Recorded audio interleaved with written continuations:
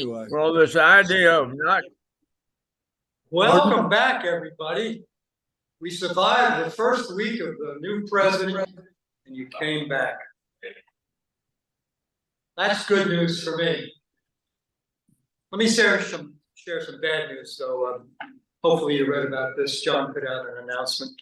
So Jim Aaron passed away recently. His funeral was yesterday. We had a very large contingent of Kiwanians there, so we were well represented. When you read about Jim Aaron, his obituary or otherwise, I think you'll see not only was a fine Kiwanian, he was a fine member of our society in so many ways. There'll be a card passed around today. Please make sure the card makes it to every table. Also, I'd like to express some concern today. I nicely has just been hospitalized with a double whammy. He's got the dreaded COVID and at the same time, pneumonia. And I suspect we need to pass a card around for him as well. So now Milton and Mike Bell, you're gonna come up here and get us going, please. Milton will do the introspection. Mike will lead us in the pledge.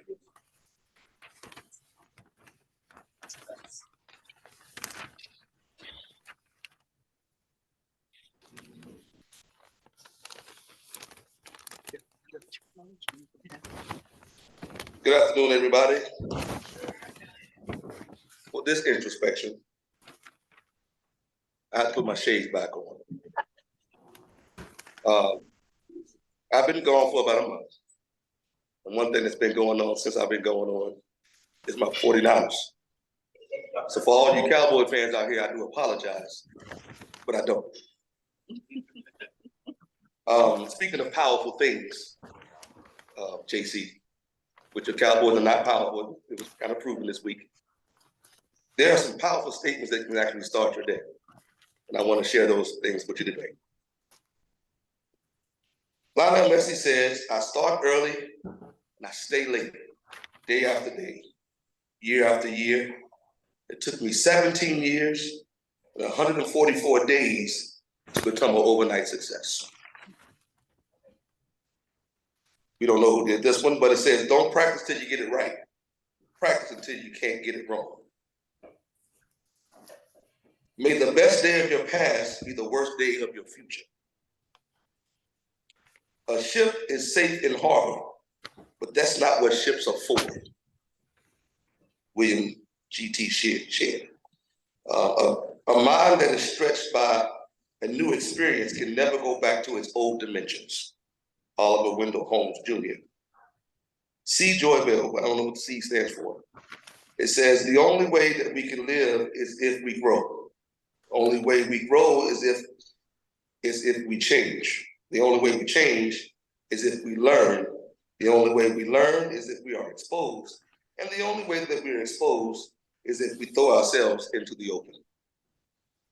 Henry Ford, now think about this, Henry Ford, he said, if I had asked people what they wanted, they would have said faster horses.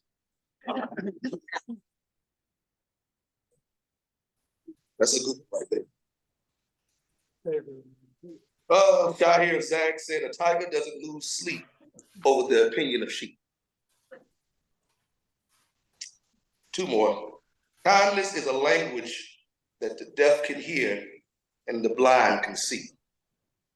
Mark Twain. And Ashley Montague says, the idea is to die young as late as possible. If you need a copy of this, I got like 8 more copies left. One to the president, and I'm sitting down.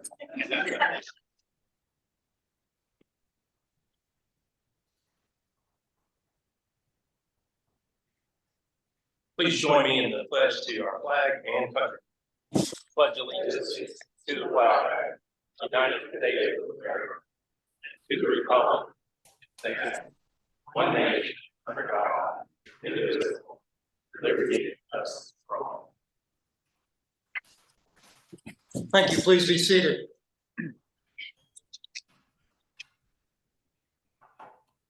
So this is the time in our weekly agenda where you're going to get exposed to the president's message.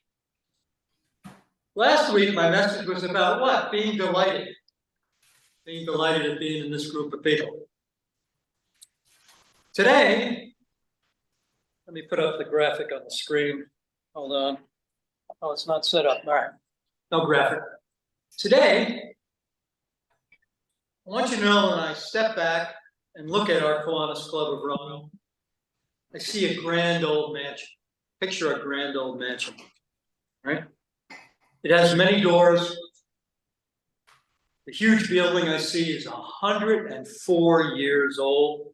It's a Victorian structure. It's located just off the highway in a charming, small southern town. People from all walks of life have been entering this mansion through its many doors. There's a door for people interested in helping the elderly. There's a door for people interested in helping the youth. And there's a door for people who are interested in the environment.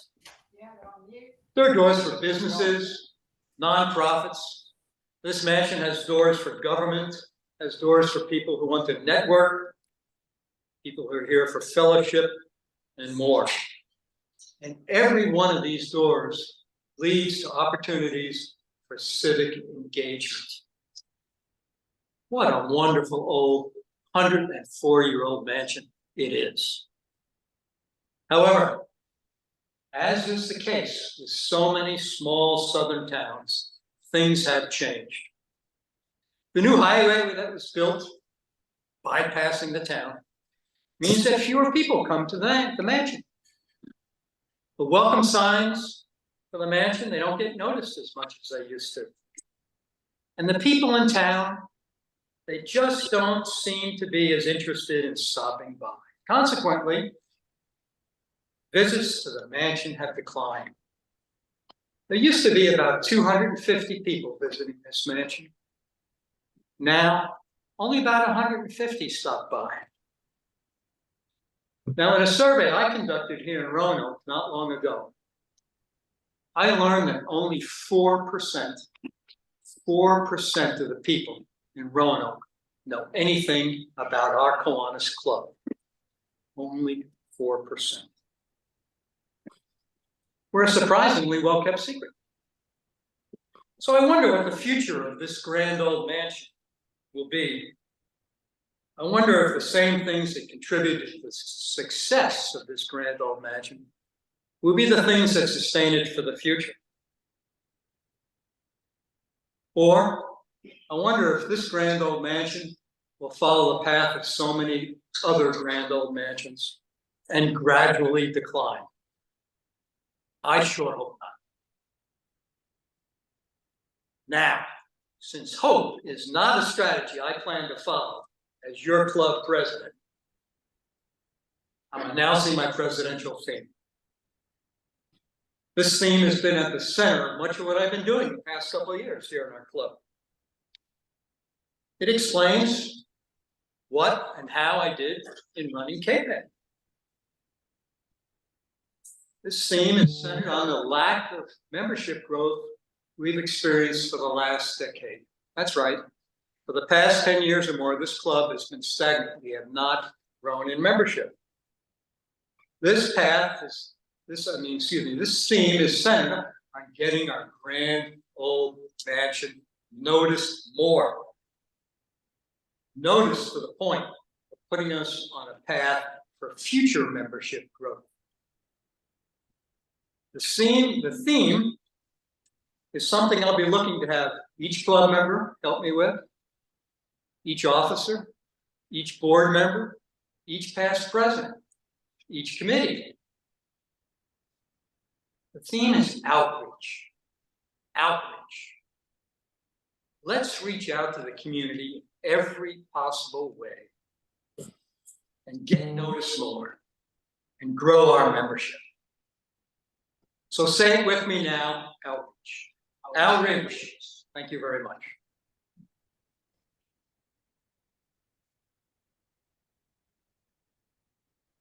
Harry's going to introduce our guests, and then we're going to be treated to an autobiography.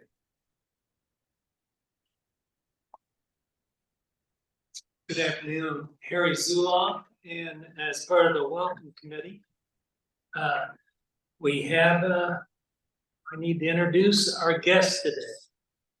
We have a list of guests, and I think you'll be happy, may actually help that house or mansion. But anyway, first off is Fred Jeter. And his sponsor is Bart, Stand Up Bart. And he indicated that he is definitely, matter of fact, he's more than a prospective member. His application came in today, so there. Right here.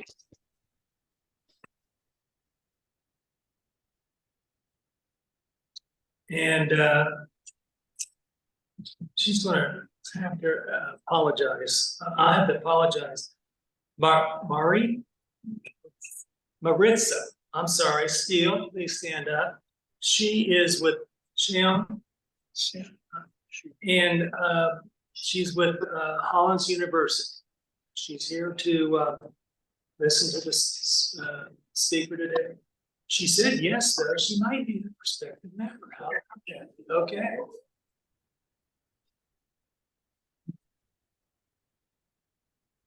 Yvonne Olson. Her sponsor is Randy Myers. Thank you. Coming. Anita Walton, also of Hollins. In Shion. Okay. Thank you.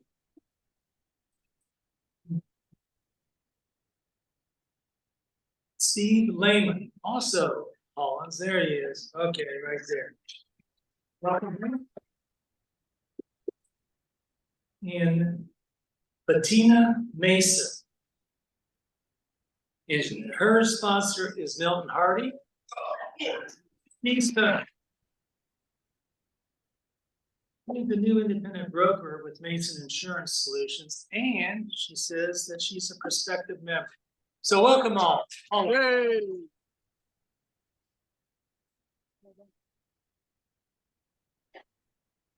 Thank you for that. Welcome guests. We have the privilege of having you here among a group of the most active and civically engaged people in Roanoke today. I hope you feel welcome. We're now going to get treated to an autobiography from Brooke Todd. Hello, good afternoon. It did feel a little strange when Pegram asked me to give my autobiography because I feel like I'm sort of in what I'm calling the prologue of my life. So I haven't gotten very far yet, hopefully. Anyway, so here goes. I'm a proud resident of Roanoke and I'm a graduate of Northside High School. My favorite activities as a child were competition dance, and later singing, obviously, and playing guitar, and painting my nails a new color every single day. Really prided myself on that. I should have been a beautician, probably. Though I didn't come from a musical family, my dad still swears that my love of music comes from him rocking me to sleep in front of his stereo, playing bands like the Eagles and Fleetwood Mac, which are still my favorite bands today. And I was a colicky baby, so I spent a lot of time in front of the stereo. High school is where I started dating my husband of 11 years, Derek, though we actually met in Milko's class at Southview Preschool. My mother-in-law has a picture of us actually side by side at our preschool graduation together, though neither one of us have that memory. As teenagers, we bonded over music. He plays guitar, and he's actually quite good at it. And our love of B-rated horror movies, so like The Children Under the Stairs is one that we love together. And I spent many an afternoon studying in his room after school. We really weren't studying. We were both here as students. We performed together once in a talent show, and that was almost the end of our relationship. I've never worked with another musician so demanding as my own husband, a self-proclaimed non-professional musician. So as a rule, he and I do not perform together. I began singing in earnest in high school, though I wouldn't study classical music and opera until college. My favorite artists to imitate in high school were Carrie Underwood, Sheryl Crow, and the only artist that I think should never be imitated, Stevie Nicks. I knew I loved performing, so when I went to college, I never even considered another major outside of music. Classical music and opera were brand new to me, but I quickly fell in love with it because of the personality skills required to study it. Persistence, dedication, preparedness, and creativity. The best piece of advice that I have received about my performing career came from one of my undergraduate voice teachers. If you miss practicing one day, only you yourself knows. If you miss practicing 2 days, only you and your teacher knows. And if you miss practicing 3 days, everybody knows. And that has taught me to always be prepared in life. I graduated with my bachelor's degree in music from Liberty University, and then later my master's degree in music from Radford University. And then I went on to do the thing that all musicians, classical musicians do, which is young artist programs across the country, in addition to auditioning and performing whenever I got the chance. In 2012, I made my singing debut at Opera Roanoke in a production of Madame Butterfly. And I had 4 lines. It's the best 4 lines I've ever done. Although, let me say, it was the best wig that I had ever been costumed in, and still to this day, those 4 lines. And it wasn't long after that I started working for the opera as an artistic assistant. You can imagine what that was, which is basically nothing. While still keeping up with my favorite job of all time, being a waitress. Something that I had done since high school, and if I was not a musician, I would be a waitress because that's how much I love it. Once my duties at the opera increased, I found myself immersed more and more in the opera industry and also honing my skills for organization and logistics, which is probably the reason that I'm the general director today. Working for a small nonprofit, I've had the chance to wear many different hats and learn new skills that I never expected. Which is why when someone asks me what I do at the opera, I have a very hard time culminating it into a phrase or two. In my head, I always answer simultaneously with everything and I don't know. These days, my favorite activities are a little bit less active, reading and yoga. I love nothing more than to get in bed at the end of the day and read a good book.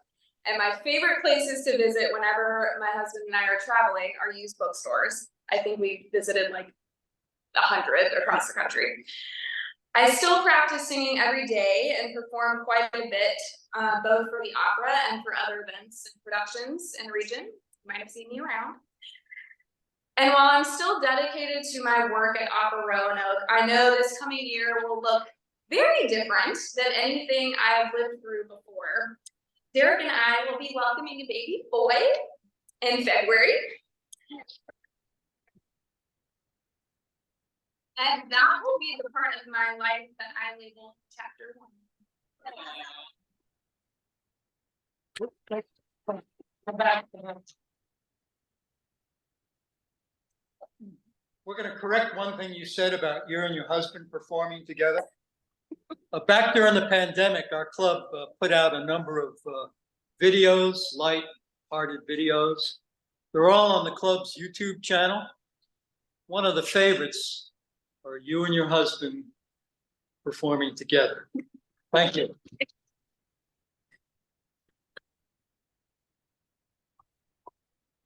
I will do some announcements, and then if you have brag bucks, I'll ask you to come up to the side of the podium and be ready to give those. So let's see, mostly in chronological order. I'll mention that the deadline to update your information for the Kiwanis directory is Friday the 13th. So if your name or address or phone number or whatever needs to be updated. John Montgomery needs to know by then, otherwise bad things happen.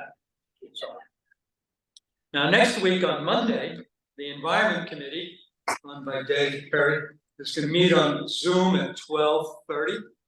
I encourage you to join them. They're a very active committee. One of the three legs of our stool here in Kiwanis: environment, youth, and the elderly. And then later on Monday, the Nature Park Committee's going to meet. They're meeting at 4:30 at the Melrose Library. There is a Zoom option. Likewise, I encourage you to join them. It's another active committee. They're running our signature project. Guests, you should know that recently we delivered to the city a $400,000 playground.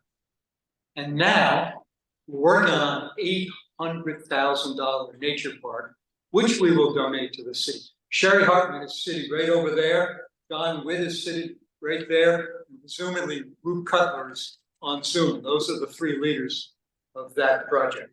Join them. Further in the future, on October 21st, so a little over a week from now, it's bocce time. We've had the opportunity to sign up. There have been sign-up sheets on the tables. I just want to remind you, when you sign up, keep in mind, there's a costume contest going on at bocce this year. And there are discount fees for when you bring guests. So do that. Speaking of signing up, I understand on the tables there are sign-ups for the Adult Care Thanksgiving. Is that correct? You have those on your tables? Don Chichester, once again, is leading that this year. Thank you. And Don wants every one of you who participated in last year's Adult Thanksgiving to stand right now. To stand now. And he wants me to thank you all. You may sit down. And Andy Stone has some history with this club, and so does his family. Andy, did you bring the paper with you today? Andy has a piece of paper he's going to share with us at a future meeting. I'm going to tell you about it now. Andy's grandfather was the first president of this Kiwanis club, 1920. Andy's been president of this Kiwanis club. Andy just came across an original copy of the 1920 membership directory from this club. How cool is that? Yeah, sure. Now, there's an idea that's been hatched. That sometime during this next year, instead of a guest speaker to talk about something interesting like today, something outside of our club, during the next year, we're going to have a special program to talk about the history of our 104-year-old mansion. All right. Bragg Bucks, are you standing up here? Oh. All right, first a point of order. It's Friday, not Tuesday. The handout for Adult Thanksgiving, Care Thanksgiving, on your tables is supposed to read Friday, November 17th. So there's a typo, Friday. All right, typo, okay. What else? Point of order, yes? Please, thank you. So, you know, we've been putting effort into the directory. You heard me say that Friday the 13th is your deadline. By the way, you know what the term deadline means? Deadline? Deadline. I mentioned we have a history in this club, 104 years old. Well, deadline comes from the Civil War. It's a historical term. If you were a captured troop, you were told to stand next to a tree. And the guard would tell you that I'm going to draw a line in the dirt around the tree. If you step over that line, that's a deadline, buddy. All right. Interesting analogy. Yeah. So the directory is coming out. Some of your beautiful faces need to be photographed yet again. Some of your beautiful faces need to be photographed yet again for the directory. For the next 2 Wednesdays, we'll have a photographer here to photograph you after the club meeting. Okay. I think I've covered it all. Come and brag.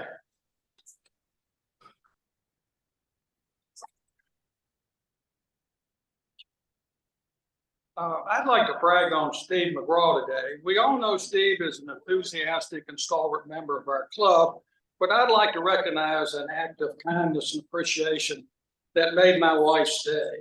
Turns out they're in the same, or we're in the same high school class, and they had a reunion last week. And my wife organized it. And Steve was not only nice enough to recognize her here, but even brought her flowers at the reunion. And believe me, that made her day. Thank you, Steve.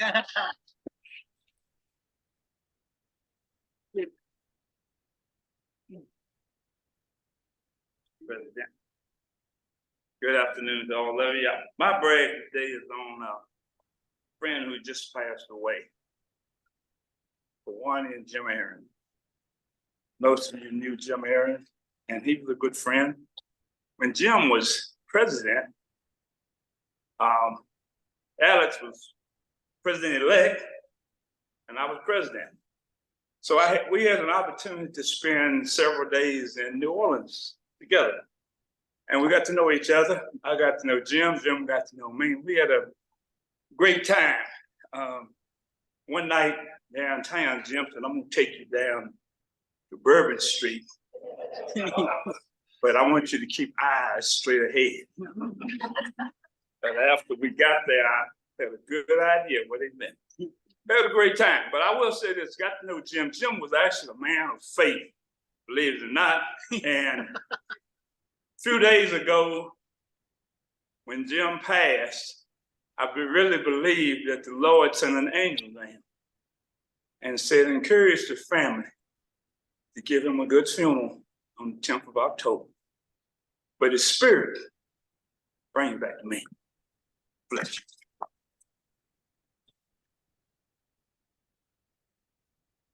Thank you for the brags. Each person that comes up to the microphone to brag does so for about 30 seconds, and you can see the topic served they're choosing.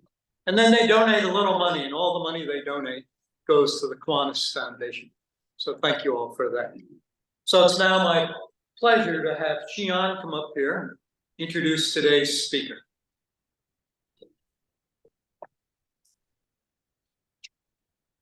Good afternoon, my fellow Kiwanians. Good afternoon, Rupert and Zoom. Rupert is my sponsor, so I always feel that even though we joined the meeting together via Zoom, but I like to say hello. Is that better? That's better. Oh, much better, thank you. If I can open my phone, what did we do before these things? Okay. So it is my pleasure, my honor, I am so excited to introduce to you today the president of Collins University. Dr. Mary Dana Hinton is the current president of Collins University and president emerita of the College of St. Benedict in St. Joseph, Minnesota. She is an active and respected proponent of the liberal arts and inclusion. Her leadership reflects a deep and abiding commitment to educational equity and the education of women. Dr. Hinton is a member of the board of directors for the American Association of Colleges and Universities, Interfaith America, Mount St. Mary's University, the Teagle Foundation, and the National Association of Independent Colleges and Universities, where she is vice chair. She is the commissioner of the AGB Council of Higher Education as a strategic asset and a member of the American Academy of Arts and Sciences. Dr. Hinton's scholarship focuses on higher education leadership, strategic planning, the role of education in peace building, African American religious studies, and inclusion in higher education. She is the author of the commercial church, Black Churches in the New Religious Marketplace in America, and a frequent op-ed contributor across higher education publications. Dr. Hinton's new book, Leading from the Margins, based on her TEDx talk of the same name, will be published by Johns Hopkins University in 2024. That is the official introduction of Dr. Mary Dana Hinton. The Dr. Mary Dana Hinton that I know is celebrating 10 years as a college president this year. And I just want to get that is a big, big deal. So this year she celebrates 2 years as a college president. She is not new to this, she is true to this. She celebrates 4 years as president of Hollins University, so she is a member of our senior class. Our seniors are so excited. Dr. Hinton is one of the funniest women you will ever meet. She is a grill master, she is a Southern cook master, she loves her children. And I must say, Dr. Hinton, that as much as you're as kind and as lovely and giving and generous and thoughtful as you are to the students of Hollins, I pray every day that your 3 beautiful children are receiving the same love.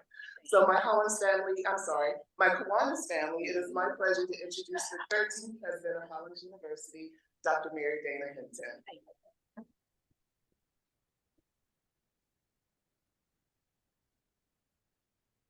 Well, good afternoon, everyone, and thank you, Shion. Without a doubt, one of the best things I've done at Hollins University was scoop Shion up to work in our office of the president.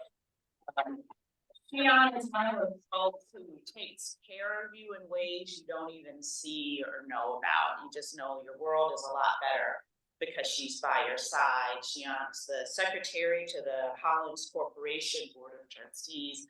And so it is an honor to be with you all today. And thank you, Shion, for that lovely introduction. I want to start by thanking all of you for all you do to support our community here in Roanoke. As Shion said, I've lived in Roanoke for the past 4 years, and I love Roanoke. I absolutely love it. It is a great place to make a home, to raise a family, and to lead a university. I want to thank all of the Hollins folks in the audience today, whether you're an alum like Jim.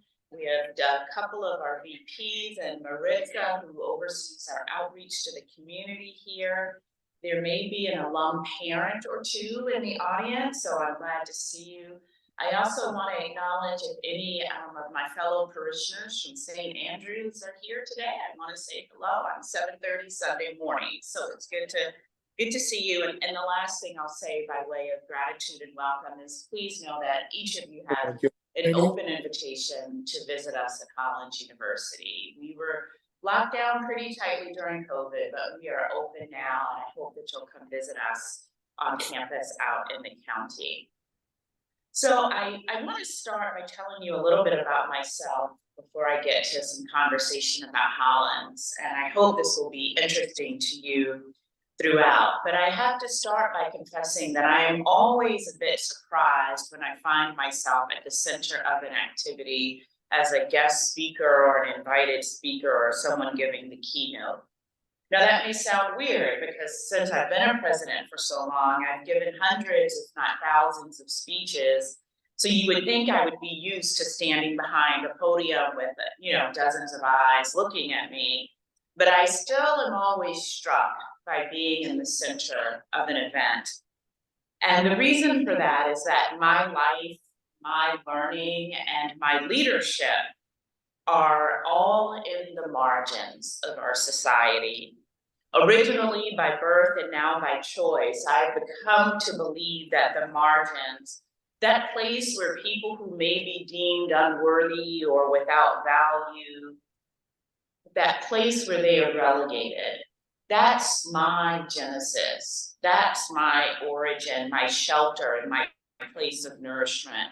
So because I choose to live at the margins, I've had to learn how to navigate life and leadership differently than those who may find themselves more comfortable in this center space. Now, if we want to complicate this fact that I come from the margins, I should tell you that much of my life has been defined by being a defiant sort of person. Now, you notice Shion didn't say I was defiant. She said I was funny, which I find equally odd because I don't think of myself as funny. But I think I'm a defiant person, but most people who know me will tell you that's kind of odd. I like to wear fun clothes. I'm probably the least defiant person you'll meet in some ways. I, with my whole heart, believe in the inherent good of every human being. I believe that. I am the ultimate rule follower. When they say turn off your phone on a plane, I shut my phone off. My seat back is upright, my tray table is locked and stowed. My family literally calls me Pollyanna to my face, and they tease me relentlessly. And yet it's a sense of defiance that compels me to the margins. So I'm going to share with you my earliest remembered experience of defiance in the margins. So you'll have to picture this with me. It's the early 1980s in rural North Carolina, where I grew up, and it's junior high school career assessment day. Now, if you are of a certain demographic, you remember that day because you didn't have to do schoolwork. And at that point in my life, the one thing I was good at was a standardized test. So I was so excited. You would get a bubble sheet and a number 2 pencil. I was just so excited because I was something of an outcast as a child. And I was like, I could envision my friends throwing roses at my feet because I was going to crush this career assessment. And I thought they'll finally realize that I'm more than a Jerry curl and some really unfortunately crossed eyes, which was my appearance at the time. So I gather up my booklet, I get a bubble sheet, I have a number 2 pencil, and I am ready. And I'm one of those people who smells things, and I can remember smelling it and ripping it open to do this career assessment. Boom, name, address, phone number. I'm just racing through this thing. And then I got to what was a definitive question, because I remember it over 40 years later in my life. And the question was fairly straightforward. It was, what are your parents' titles? Mr. and Mrs., Mr., Mrs., Miss, or Ms. And I always felt like there was some disapproval next to that one, but I didn't really delve into that.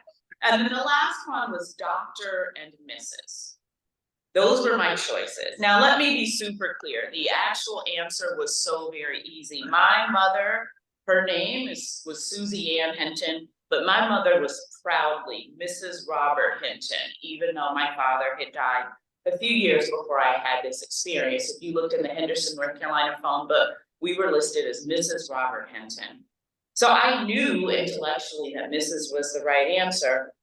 Now, at this point in my life in rural North Carolina, I had not heard about words like feminist. I didn't know about womanist. I didn't know third wave, Audre Lorde, Betty Friedan, any of that. I just knew there was something wrong with this list because it left off the option of Dr. and Mr. It had Dr. and Mrs., but no Dr. and Mr. And I thought, well, is that an impossibility? So I ended up spending my entire junior high school career assessment test pondering why there was no Dr. and Mr. and who made that decision.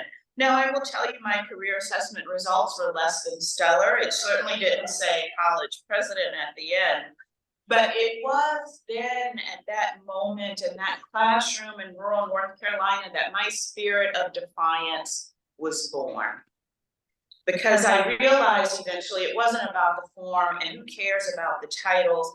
It was about having options available to me. It was about not discounting my future before I even had a chance to think about it. It was about what was right and just.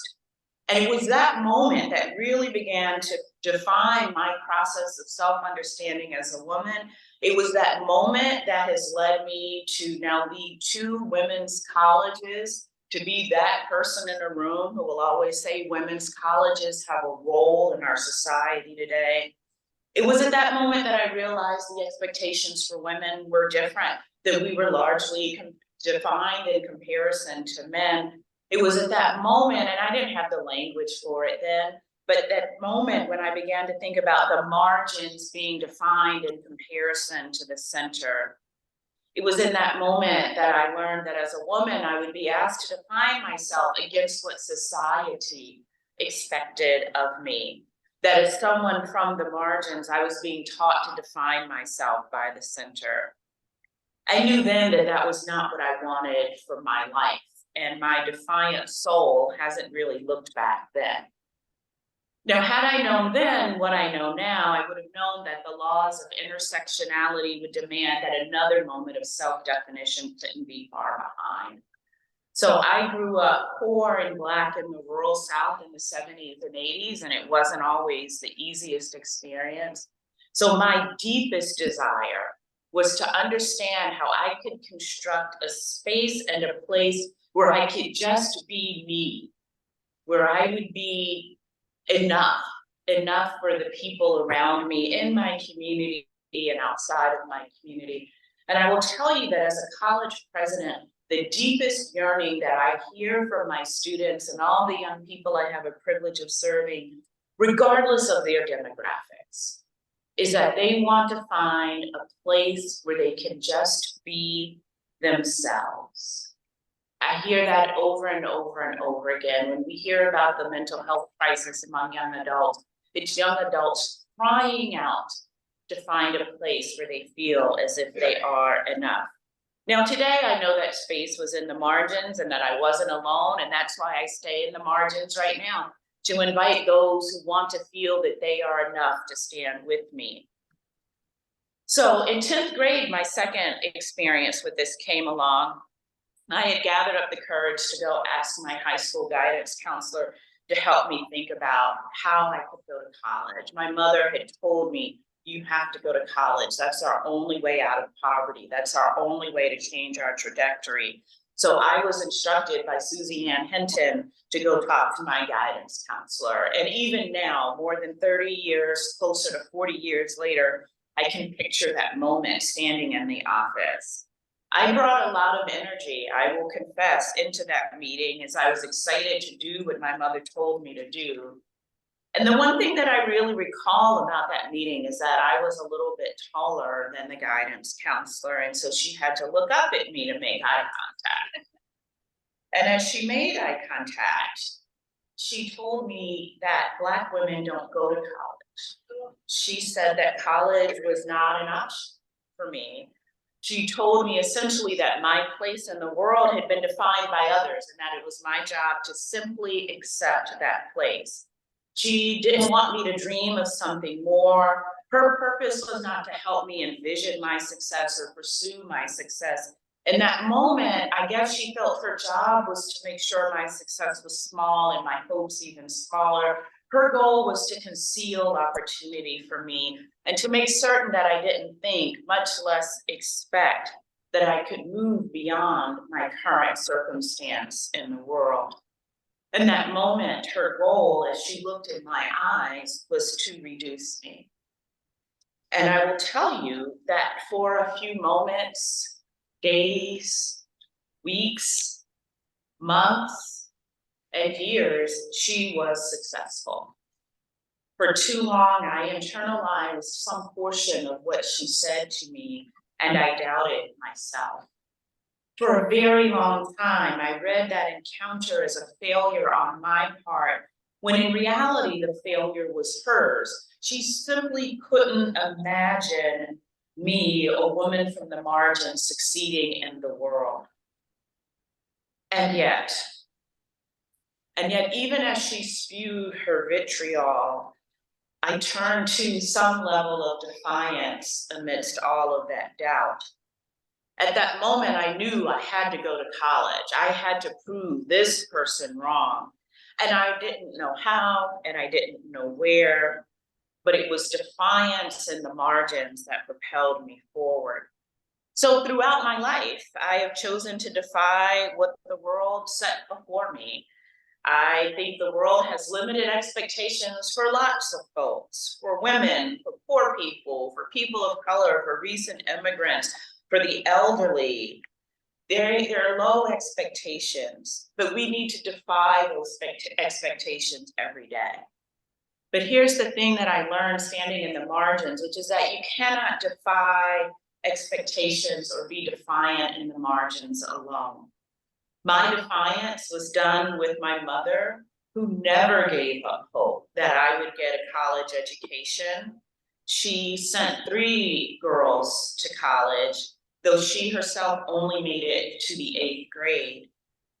My defiance was done with the Coopers, the family my mother cleaned for, who, when I told them the story about the guidance counselor, paid for me to go to a private all-girls school, where people believed I could excel academically. It was done with the vowed religious sisters and nuns I encountered in higher education who proved that grace and defiance could walk hand in hand. It was done with a community of people who choose to dwell with me in the margins, people who sacrifice for others to have opportunities. And because of this community of people who surrounded me, a community of hope and love and compassion, I feel so very blessed to be in the margins. I learned that I could, and in fact that I had to be defiant, not just for myself, but for all those who dwell on the margins with me, other women, other people who lack financial resources, those navigating disability, those who've been marginalized because of who they love or how they identify or because of their age. I learned that because of the margins, I could be defiant, not just for myself, but that I could use that energy to be defiant, to uplift other people. You know, a lot of people look at margins and they think of them as extra or dispensable space. And the people who come from margins are often readily dismissed. But here's the thing, if you look at the most important documents in the world, there are margins that frame them. If you look at our most important decrees in history, we find margins. We honor language and ideas and thoughts within a text by framing them with a margin. So while some people will say, well, the margins are boundaries or constraints, I would argue that the margins actually signal where we begin, that the margins are a roadmap for upward or forward movement. I believe that at their best, the margins unleash us to be our best selves. So my life, my leadership, my learning, my calling is based in the margins. My spirit was born and shaped on the margins. And leading from the margins means helping those in the center explore their own strengths and equipping them to recognize their value. So here's how we're doing that at Hollins University, a place I am incredibly proud to call home. As many of you know, Hollins was founded in 1842 and has for 181 years served to educate young women. Today, we endeavor to serve young women who are increasingly reflective of the world around us. With this year's entering class at Hollins University, 58% are first-generation college students, 47% are low income, 37% are American students of color. Hollins is very much the world. We have an active food pantry on campus for commuter students and residential students who are food insecure. We provide housing for students when they have nowhere else to go. At the very height of the pandemic, we had 37 international students living on our campus. Hollins looks like the world, which means we provide services that the world needs. For example, in 2022, we launched the Hope Scholars Program. Now, HOPE in this instance stands for the Hollins Opportunity for Promise Through Education Program. But to me, the word hope is the most powerful sentiment you can hold in your heart. Hope reflects a desire for a brighter future, a powerful binding together of people in pursuit of that shared desire. Hope is the power of action, bringing that future to bear. The concept of hope has sustained humanity at its most difficult and trying times. At Hollins, HOPE is a Roanoke program where young women who are admitted to Hollins and who have family incomes of less than $50,000 a year can apply to Hollins, and if they are designated a Hope Scholar, they can attend Hollins completely tuition-free for all 4 years of their education. We believe that young women in Roanoke can change the world. So if you know young women from within a 40-mile radius, encourage them to look at Hollins. They don't have to live on campus. There is no catch. They get a free, excellent education. This means that we are seeing more and more students from our region. who are choosing to attend Hollins. We have 2 classes of Hope Scholars, so 62 Hope Scholars live on our campus, or are on our campus right now. Some do live on campus, the majority commute. These are 62 young women who are going to change the trajectory of their lives, of their families' lives, and of this community. If you want to see the future of Kiwanis, come to Hollins and recruit some of these Hope Scholars who live and work and care deeply about Roanoke. To me, the use of hope, whether as an acronym for a program or as a guiding force in our life, is the mobilizing force that we need today.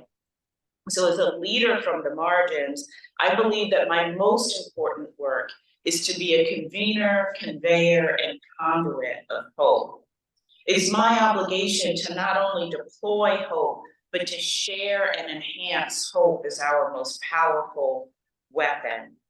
And the result of hope, I think the responsibility of hope, is creating a sense of joy. And it's joy that permeates the work, the hearts, and the spirits of our nearly 800 students on our campus right now. We have students who are pursuing undergraduate and graduate degrees, students whose interests are as diverse as theater and public health, creative writing, or biology. Biology and chemistry are our largest majors right now by a lot. So we are crafting a world where women are in leadership roles in the sciences. The spirit of hope and joy permeates our 11 graduate programs, including our newest graduate program in equity and healthcare. This sense of hope and joy is the foundation of our new strategic plan, which is focused on academic excellence, access, and well-being. We are building scaffolding and support structures around all of our students to eliminate income or racially based gaps in retention and persistence. We want and need to graduate all of our students. Our Hope Scholars retain at a rate of 83%, which is incredibly high for any 4-year institution. And our data show that we are able to have an impact, and it's not just the president who's terribly biased saying this, but US News has ranked Hollins in the top 30 liberal arts colleges in the nation for social mobility, and we're very proud of that. So as we achieve amazing outcomes as a result of our joyful, hopeful efforts, we are delighted that 75% of our students participate in an internship, many of them right here in Roanoke. More than 50% of our students will study abroad. We have students around the globe right now. And as I mentioned, Hollins has long been a leader in STEM, and we've just celebrated 65 years of our science seminar. Over half of our graduating class in 2023 went directly into graduate school who were chemistry majors. So that's all a part of leading from the margins. But I will conclude by saying that most of all, as a leader from the margins, I stand for love. My favorite essayist, William Cronin, and I both believe that the connections that we make within the margins, between the margins and the center, across the margins and the center, are critical to the type of education we seek to provide at Hollins. William Cronin writes, "A liberal arts education nurtures human freedom in the service of human community," which is to say that in the end, it celebrates love. Whether we speak of our schools or our communities or ourselves, I hope we will hold fast to this as our constant practice, and the full depth and richness of its many meanings only connect. So it is with my defiant, marginal, hopeful, joyful spirit that I am grateful to have connected with each of you today. And I hope that as you leave this space, that from wherever you or I stand in relation to the margins, that we allow love and service to guide us in all we do, that we serve one another through love, that you are assured that Hollins is a place based in love. Thank you.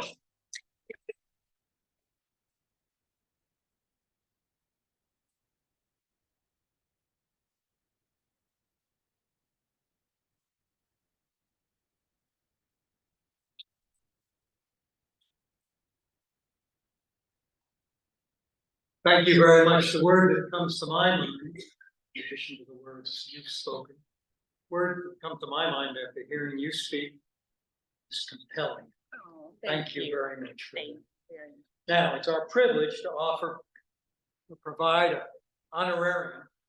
And this honorarium, wait for it, goes to Hollins University. However, the important part is, it's in honor of Shion Baker.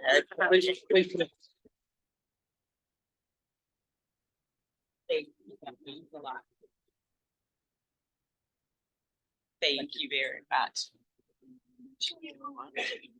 Now, next week, Dr. Cleo Kitt from Ives Incorporated of the Roanoke Valley is going to speak to us. And Shion's going to do another compelling introduction. With no further business.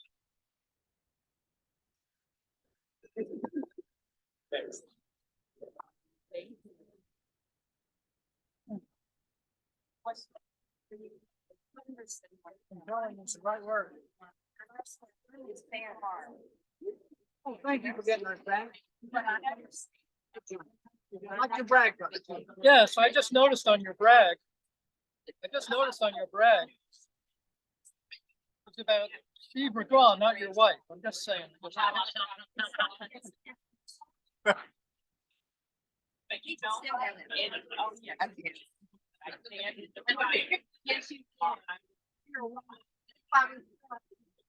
I appreciate that. Thank you. Thank you for inviting me. Don't be surprised if after next Monday's nature park meeting, it was another planning. Planning. Planning. Blessing. You remember last week? I know. Thing. Don't be surprised. I need to do a drive like this. On my birthday. Oh. Big 8-0. Is it? Oh yeah, you need to come up here. Wow. I'll try to bring it, probably going to bring that next week and we'll talk. We've planted the seed. We've planted, we're good.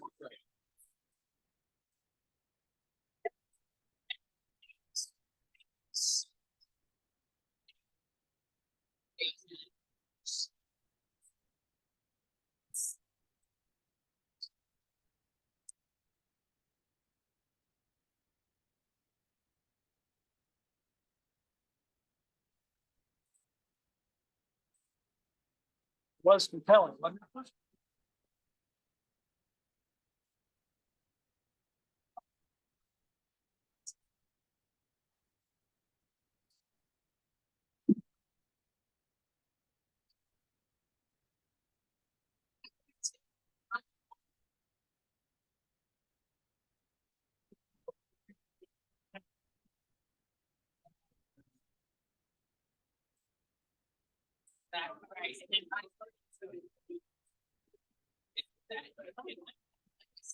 No.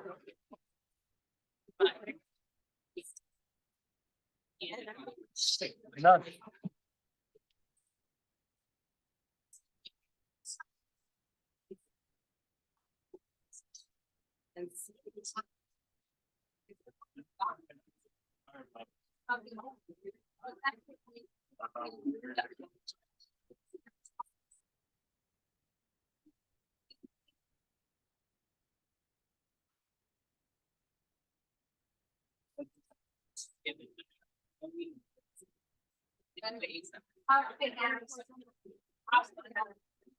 I want to get back on your back.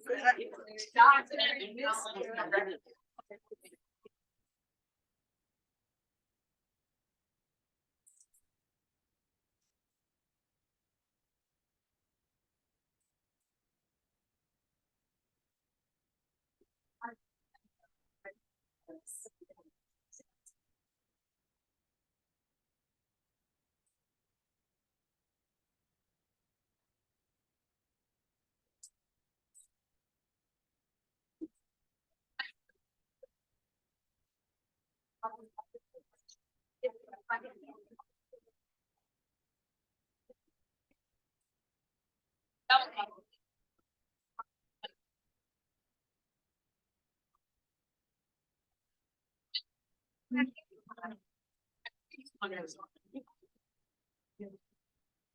I read it?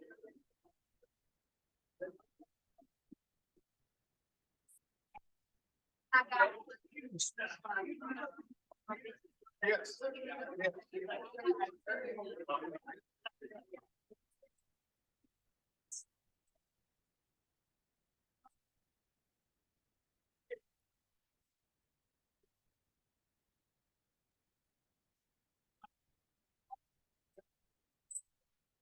First time.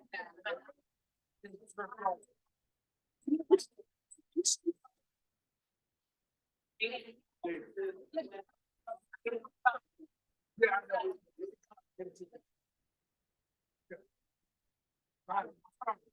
Trying to be ready. Okay. Pretty outstanding job. Oh, he's always.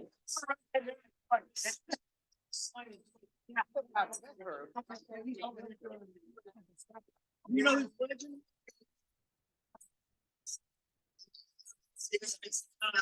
I'm gonna try. I can't promise nothing. I can't promise. I sat there, and we was in the back, and normally we just start talking. It's like, yeah, I was like,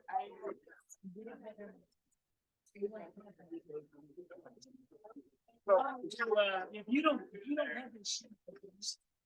No, yeah. You want me to scan it? Was it? I'm like, you do that. Okay. Thank you. Especially when there's so many promising things. Yeah. We had several things off to a good start here. We got a good speaker. Yeah. Wow.